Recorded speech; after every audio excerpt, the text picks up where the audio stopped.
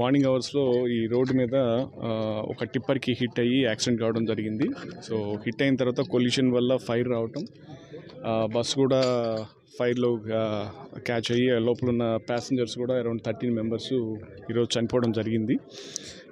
దీనికి సంబంధించి మనకు అరౌండ్ 6:10కి అట్లా కాల్ వచ్చిన వెంటనే మా సంబంధిత అధికారులు ఇన్స్పెక్టర్ డివైఎస్పీ గారు ఇమీడియట్గా సీన్కి వచ్చి అంబులెన్సెస్ అన్నీ కూడా మనం అరౌండ్ 23 మెంబర్స్ దాకా హాస్పిటల్కి కూడా షిఫ్ట్ చేయడం జరిగింది.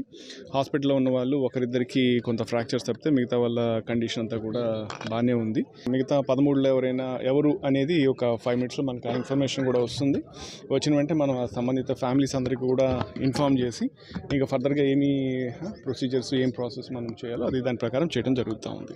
టిప్పర్ డ్రైవర్ కావచ్చు, ఇక డ్రైవరు క్లీనర్ అందరూ కలిపి 27 మంది ఉన్నారు. బస్సులో దాదాపు 35 మంది దాకా ఉన్నట్టుంది. ప్రధాన కారణం ఇంకా చూడాల్సింది, అంటే ఇప్పుడు ఉన్నదాని పరిస్థితి చూస్తే బస్సు లేన్ ఆపోజిట్ లేన్లో ఉంది.